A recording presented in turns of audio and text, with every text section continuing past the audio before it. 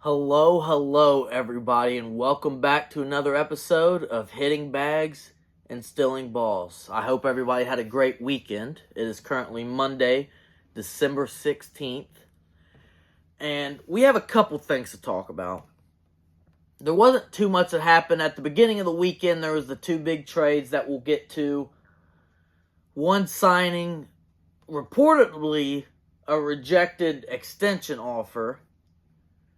And then at the end, I want to talk about the golden at-bat rule, which I'm a little bit late on. This has already been out for a couple weeks. I'm not sure if everybody's heard about it. I'm sure at some point, if you're in the baseball world, you know about it. But I'll dive more into it and what I think about it. First, though, we're just going to get a super small signing out of the way. Bryan De La Cruz signed a one-year deal. Couldn't find the money, but he signed a one-year deal with the Atlanta Braves. So look, last year he only hit .233.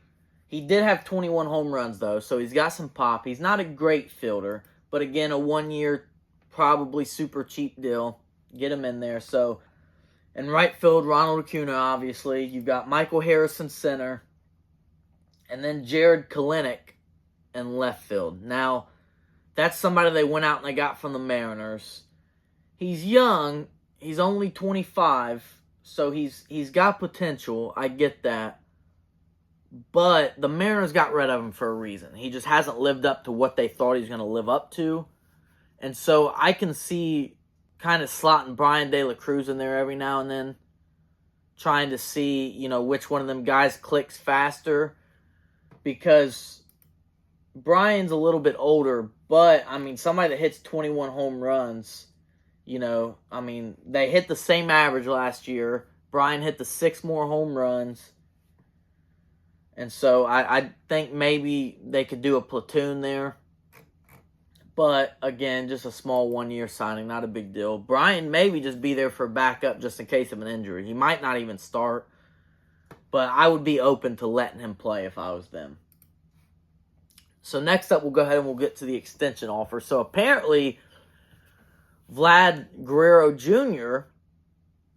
got a $340 million extension offer from the Blue Jays. So nobody knows what the years is. At least I haven't found it yet. But, $340 million, that's a pretty serious offer. It'd be up there in the league for sure.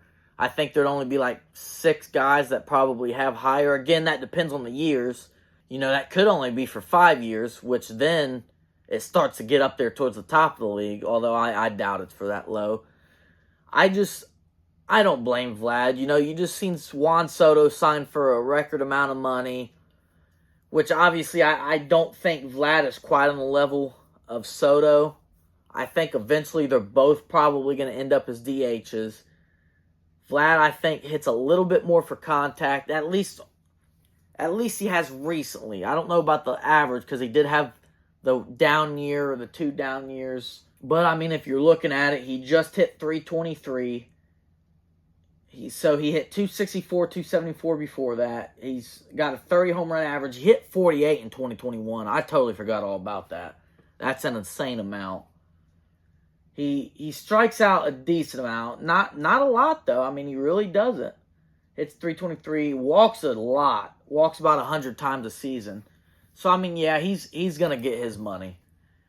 I'd say he could probably get a $500 million deal from a certain team.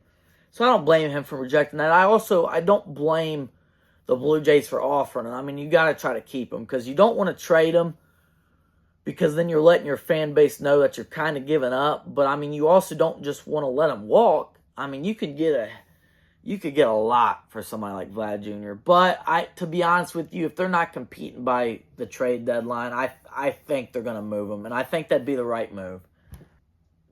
So next up, with the first trade, we'll go ahead and we'll get the Yankees one out of the way, just because I think the other one is of much more significance.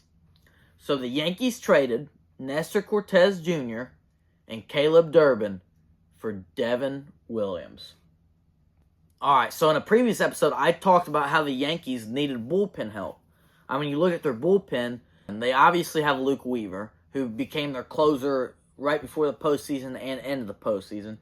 Then we looked at it. You got Mark Leiter Jr., Jake Cousins, Ian Hamilton, and then other than that, it was pretty much empty. You know, they could still bring back Tim Hill, Tommy Kahnle, like we talked about, which I'd love to see Tim Hill back, man. I mean, to have a lefty like that just doesn't produce a lot of hard contact, I think would be good. But we go out, we get Devin Williams. He's obviously going to be the closer. I mean, the dude is absolutely elite. I mean, in 2022 and 2023, he pitched 60 innings both years. He struck out 90 batters in both years and had below a 2 ERA in both years. And then last year, he only pitched 21 innings, but he struck out 38 batters with a 1.25 ERA. So, I mean, this dude, you know, he was hurt last year, but when he's healthy, he's amongst probably the top 3 best closers in the game. And so I'm glad the Yankees went out and got him because you got Luke Weaver to set up for Devin Williams. That's going to be a nasty back end of the bullpen. Obviously, they'd still want a couple more pieces in there, but for right now, I'm happy with it. You give up Nestor Cortez, who, as we talked about after they went out and got Max Fried, he slowly started getting pushed to the bottom. So you look at the rotation, Garrett Cole, Max Fried, Carlos Rodon, Luis Hill, Clark Schmidt. So now you've still got Marcus Stroman back there as a 6th man, or if they end up trading him away with another starter just to get rid of some of that money. Or maybe they keep him and just deal another starter. But you get rid of Nestor Cortez, who isn't bad by any means. You know, he was a huge part of the clubhouse for the Yankees. They're obviously going to miss that. I mean, last season he pitched 174 innings. He struck out 162 batters, so almost 1 per inning. And he had a 3.7 ERA. I mean, that's not bad by any means. And then you look at 2022, when he was an all-star, 160 innings, 163 strikeouts, and a 2.4 ERA. So, I mean, clearly he can pitch really well. You know, we've seen the Brewers tap into pitching before. He's going to be fine there. He's already listed as their number 2, which I don't think is going to hold up. I don't think he's going to be their number 2. But as of right now, that's what they got him listed as. And so the Yankees give up a starting pitcher, and then they give up Caleb Durbin. So there's been rumors that he was going to be the starting second baseman this season. Obviously, Gleyber Torres, he's still a free agent. We can always go bring him back. But his defense is horrible. He can hit in the leadoff spot. At least he showed us that in the second half of the season. But in the first half of the season, he couldn't hit to save his life. So, we had Caleb Durbin slotted in as the second baseman. Well, we traded him to the Brewers. So, we're looking at somebody who's hit 304, 275. He's stolen over 30 bases. He walks more than he strikeouts. No pop, but you're looking at a plus defender at second, somebody that can steal, somebody that can hit for average, and somebody that walks more than they strike out. That seems like a Brewers player to me. You know what I mean? I think they're definitely going to tap into that. We just saw them tap into Joey Ortiz from the Orioles, who they got in the Corbin Burns deal. So, I mean, I think it's good for both sides. I think the Brewers are going to be happy with what they got, and the Yankees are obviously going to put great use to Devin Williams. At least I hope so, you know, if he can stay healthy. So after it's all said and done, I think both teams are going to like this trade. I really do. Now, next up to the big one. I talked previously about how the Yankees were apparently in on Kyle Tucker. You know, I basically made a point that in order to get him, they'd have to trade a Luis Hill, who just came off a Rookie of the Year, and how I think they should have been open to doing it. Well, apparently they weren't open to doing it. At least that's what everybody's out there talking about, that they were like, no, we can't do it. Which I'm happy with. You know, I do want somebody like Luis Hill in our rotation. But Kyle Tucker is an excellent bat. And he got traded to the Chicago Cubs. I love it. Look, I like the Cubs. I do. Obviously, I have a Shota Imanaga jersey behind me. Okay? So I like what they're building over there. And I think they honestly paid a minimal price for a guy like Kyle Tucker. Obviously, he's a one-year rental. It's basically Juan Soto over again. But, I mean, you make a deal for a guy like Kyle Tucker, you're basically showing everybody, hey, like, we want to compete. And I think in that division, although the Brewers should be the favorites, I think the Cubs are slowly coming into the mix for me. I'd like to see the Reds make a move or two. You know, they obviously went out and they got Brady Singer, but I think they need a big bat in that lineup. So if they go out and get one, then okay, the Reds are here to play. But until then, I like the Brewers and the Cubs. So the Cubs traded Isaac Paredes, Cam Smith, and Hayden Wesneski. So let's take a look at Wesneski. He can pitch out of the bullpen and start. He's only been in the league for 3 years. So he's got, this previous season, he started 7 games. He had 67 innings. Some of that out of the bullpen, obviously. He had a 3.8 ERA and 67 strikeouts. So he strikes out about 1 per inning. So I wouldn't be surprised if the Astros tap into that. You know, you're looking at the Astros rotation. You've got Framber Valdez, Christian Javier, Hunter Brown, Ronald Blanco, Luis Garcia, Lance McCullers Jr., who's never healthy. And then you've got guys like Spencer Arrighetti, Hayden Wesneski. So look, I expect some of these guys to get hurt. They have a rough injury history, okay? But they could also deal some of this pitching for another bat after getting rid of Kyle Tucker. So, I mean, they've got, I just listed, it shows right here, they've got like eight guys in the starting rotation.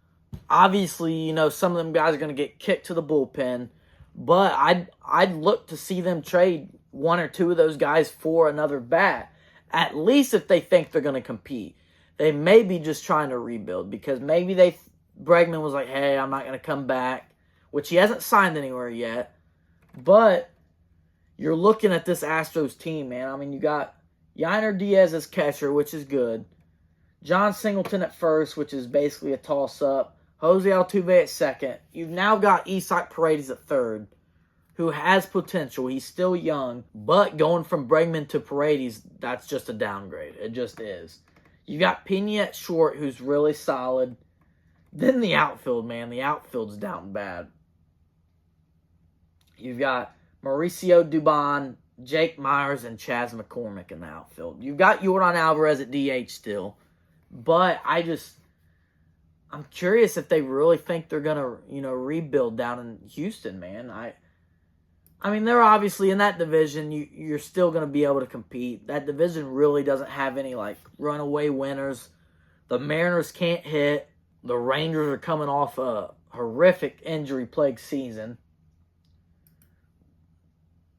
The A's are making moves, but I think for now we'll pin the Astros in as the favorite. But like if they don't bring Bregman back, then I don't really know, man. I mean, it's looking weird in Houston right now. It really is. And then so Cam Smith is a third base prospect. So again, probably just looking to replace Bregman in the future, even if they do bring him back now. You know, it's good to have somebody like Cam Smith that can come up later. Now on to the Cubs part of the trade, which I think the Cubs won this trade. I mean, you get a bat like Kyle Tucker to add to that lineup. So let's take a look here. So, all right. So the rotation, we went over the rotation. The rotation's solid, even after getting rid of Hayden Wesneski. So Miguel Amaya at catcher is just kind of whatever. You got Michael Busch at first, or possibly Cody Bellinger, which we'll get to. You got Nico Horner at second. So at third base, they obviously got rid of Isaac Paredes, who they just traded for at the All-Star break. But their top prospect is somebody named Matt Shaw. Drafted in the first round in 2023. He's got some power. He's not a plus defender, but he's an okay defender. Which, I mean, going from Isaac Paredes to him is probably going to be the same thing. So they'll plug him into third base. Then you got Dansby Swanson at shortstop, who can hit sometimes. Obviously an elite defender, Gold Glove level defender. Ian Happ in left field, Gold Glover, has some pop. Center field, Pete Crow Armstrong, which is a Gold Glove level defender. But again, can't really hit. He only hit .237 last year. Then you got Kyle Tucker in right field, who isn't a Gold Glove level defender, but he can hold his own, and he's obviously an elite hitter. I mean, the dude is just a beast when it comes to hitting. Then, designated hitter Seiya Suzuki, who again is just a good hitter. So, that leaves Cody Bellinger, who, again, of course, there's rumors of him being traded specifically to the Yankees, which is possible. The Yankees need somebody like Bellinger. So, I mean, even without Bellinger, you're looking at a lineup that is really, really solid, dude. And then if they decide to keep Bellinger, you just put him in at first base. I mean, that lineup, dude, is easily the best in that division. Okay, easily the best lineup. I'm not saying the best overall team. Although, now that Adames is gone from the Brewers, I think the Cubs might be the favorites in that division, dude. They really might be. I mean, they're looking really good on paper. Obviously, injuries can hurt them. And this is before the decision on Bellinger's been made. I mean, they could still keep him, put him at first base. They'd be happy with that. Or trade him and get another piece to add to either that rotation or that lineup. I mean, plus, I love when teams have some lefties to throw in there, too. So, I mean, you're looking, the catcher's a righty. Both first basemen, whether it's Bush or Bellinger's a lefty. Horner's a righty. Matt Shaw's a righty. Dansby Swanson's a righty. But then you get in the outfield, you've got Ian Happ's a switch hitter. Pete Crow Armstrong and Kyle Tucker are lefties. And then Seiya Suzuki's a righty at DH. So, I mean, you've got lefties to throw in that lineup to switch things up for opposing pitchers. I love it, man. The Cubs are going to be fun to watch. I think that move was great. I think they ended up winning the trade, at least, obviously, right now. You can look in the future. All the guys that the Astros got back, they can tap into. We've seen the Astros do that before. But right now, the Cubs are looking really good. And then finally, you know, we've already talked all the moves that have really been made over the weekend. It's been kind of slow. But let's get to the golden at-bat rule. Okay, so basically, Rob Manfred, the commissioner of Major League Baseball, said that there had been discussions between all the owners and him about something called the golden at-bat rule. And so basically, once per game, at any point in the game, teams would be able to switch out a guy in the batting order for their best hitter. So basically, let's say it's like, you know, bottom of the eighth, and one of the teams is up by one, there's two guys on base. The Dodgers could be like, we don't want Gavin Lux hitting. We want to bring Shohei Ohtani back up or Freddie Freeman back up. And this rule would allow them to do that. Now, you obviously can only do it once per game. There would have to be more discussed about it in terms of like whether or not it can only be past the seventh inning or whether or not only the home team can do it. You know, just basically things that would kind of make it not as big of an advantage. Which, I mean, if both teams get to do it, then it kind of evens the playing field a little bit. But I don't think it's going to happen. I don't think it should happen. I'm not really too big of a fan of it, to be honest with you. I mean, I get, like, the everyday fan, like, somebody that's not sitting here listening to a baseball podcast, but somebody that just kind of two or three times a season they'll go to a game, you know, somebody that just knows, like, the bare minimum, basically, might be like, oh, that's awesome. Like, why wouldn't I want to see Ohtani bat again? Or why wouldn't I want to see Aaron Judge bat again? But I just feel like it takes away from other players on the roster. I mean, you look throughout history, and some of the greatest moments in baseball are clutch hits by people that you don't really even know. I mean, the first one that comes to mind is obviously with the Yankees. Aaron Boone, you know, sent the Yankees to the World Series. It was against the Red Sox, Game 7, extra innings, and Aaron Boone comes up, who is arguably one of the worst hitters on that team at the time, and he hits the walk-off home run. And it's like, sure, you'd still get highlights like that, maybe even more because you'd be bringing up the better hitters, but it also takes away from making the lineup. I mean, the whole point of creating a lineup is that you try to get your best hitter up when guys are on base in the most, you know, occasions. And so I'm not necessarily, if it happens one day, I wouldn't throw a fit and, say I'm done with baseball, because it would make for some cool moments. But I just think with all the changes we've had recently, that this one probably needs to take a back seat for a while. And I don't think it's going to happen. He just says that there were discussions about it. I think he said it wasn't actually, on the table for next season or the season after that. But that's pretty much what the golden at-bat rule is. Your team can call up their best hitter at any point during the game to replace one of the guys in the lineup. I don't know if that means that the lineup would start from the next inning. So, say you bring Ohtani up in the 9th spot.